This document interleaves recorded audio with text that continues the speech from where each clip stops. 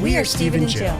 Together, we've been buying and reselling land since the 90s. Our data-centric approach leaves our buyers asking, how can you sell it so cheap? Here on the Land Academy Show, We answer that and more. Steve and Jill here. hello. Welcome to the Land Academy Show, entertaining land investment talk. I'm Steven Jack Butala. And I'm Jill DeWit, broadcasting from awesome Central Arizona. Today, Jill and I talk about the good, the bad, and the ugly. About land sales on terms. You can sell property for cash, buy for 50, sell it for 100, or you can sell it on terms. Buy for 50, $10,000 down, $1,000 a month until you pay it off. Right. Who doesn't want to have more money in their bank account? Who doesn't want to talk less on the phone and listen to people get to know your tenant? We'll talk all about that and more. Before we get into it, let's take a question posted by one of our members on the landinvestors.com online community. It's free, and if you're already a Land Academy member, please join us on Discord. Greg wrote, this is a long one, bear with me. Hi, everyone. Love to get your feedback on this one. I have a desert junk property in New Mexico. Bought it for $1,600 6 months ago, and it's not selling. I'm about to unload it at $3,200 to a fellow, and I haven't signed any papers yet. I don't know how that's losing or failing, but okay. I know. And that's not junk to me. No, we don't use that word. Exactly. A couple days ago, a guy called me claiming to be an attorney and offered to buy this parcel from me for $2,000. Claimed to have tracked me down from the previous seller. I told him I wanted $3,800, and he proceeded to tell me that this property was subject to a quiet title that he and his family were working on, something about it being sold incorrectly 50 years ago. Lies. Wow. All Does that mean? lies. I have a lot to say about this at the end. Yeah. I thought that was strange that he offered to buy it, combined with the quiet title information. I gave him my address and told him he was welcome to send any claim or action my way, but I haven't received anything yet. It's only been a couple days. This is the last you'll ever hear of this. So my question is, should I say something to this guy who now wants to buy it? Should I say nothing since I've seen nothing in writing? Or should I not sell it and sit on it until I hear something from the quiet title guy? I don't want to mess. I'm thinking to just sit on it, low value, not a finance problem for me, instead of risking a sale and an unhappy customer. Happy to hear your advice, Greg. I know what I do. Go. Ignore the call. It's amazing they even found you and tracked in your number and everything. I don't believe it too. I'd chill for about a week. Okay. I wouldn't, and then I would actually research the way that with resources that we have at Land Academy. You can go look at the chain of title. Here's the thing about Do New Mexico. your own homework and make sure. Specifically New Mexico. Long before I met Jill, I was on the auction circuit in my car, in my SUV, like 6 months a year. And I spent a lot of time in New Mexico going to auctions and buying property and selling it on the internet. In every third auction that I would go to in New Mexico, someone would stand up right before the auction and give us a big, long speech about how we're terrible Americans and we stole all this property from Mexico. And how dare we buy any land in New Mexico? That's what this is related to. This is some kind of meeting that either Native Americans or Latinos have organized, and they're calling landowners, or there's something like that. I'm not making a judgment about this either way. I'm just informing about anyone who's listening to this. Your experience based on what happened. This is a real thing, and I've never. There's nothing that's ever come. How many properties have we owned in New Mexico? Thousands. Right. Nothing's ever happened like this. So. Right. And why would you pick on a $2,000 property? And why is this guy offering money? If he's going to do a quiet title action, then do one. Yeah. Then file the papers for $2,000 property. Really? You're going to go through all this legal stuff? No. Yeah. If it was a $20 million ranch or something like that, and I got a call like that, I would get a lawyer. Well, you'd be going through escrow and then doing all the right stuff. Yeah. The chain of title is going to tell you what's going on.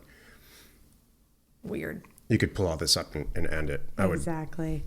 This doesn't, it doesn't come up very often, like you just said, but sometimes these things are, and it's glad you have your guard up. Yeah. And you're paying attention. It's a good and unique question. Good job, Greg.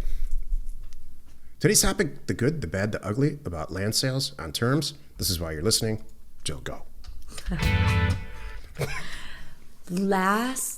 In the last couple weeks on the Land Academy ladies group call, we everybody wanted to know about terms.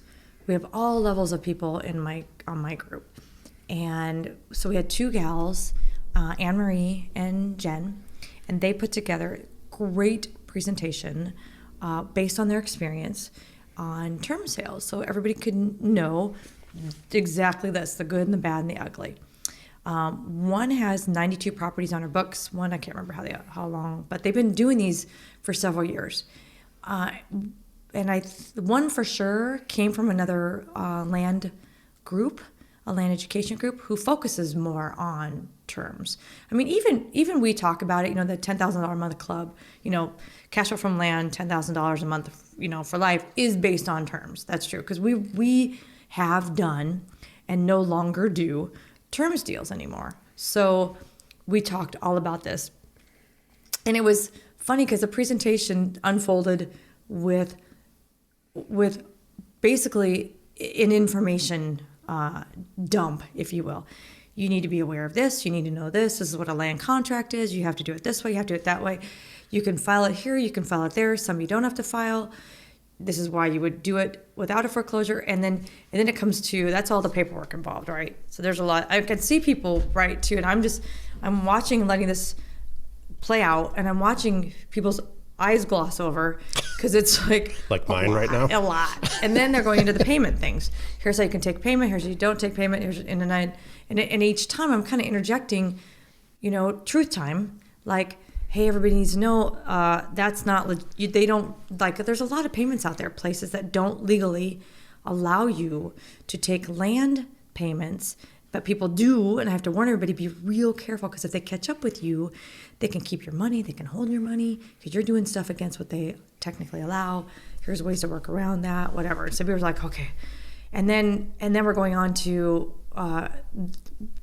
what is really going on as far as, so here's what goes on as far as customer service and with these customers, and what it's like to take payments from a $99 a month customer versus a $250 a month customer kind of thing, that they're making those payments. I don't think anybody's taking anything like you talked about with $1,000 a month. That's just, usually it's not there. So, and what they shared too is a couple of them, I think both of them had to hire and take on extra staff to manage the bookkeeping, the accounting, the chasing, the customer contact, the phone calls, like, my payment's going to be late, I need this, I need that, and kinds of things. So we went all through the end, and at the very end, what happened was two things. One of them said, here's what I would tell you. If I had to do it all over again, and if you're brand new right now, I wouldn't do this. Just like marriage. I wouldn't start with terms the sales. Number one, and number two said, I'm getting out of it right now. I'm actually starting to go back.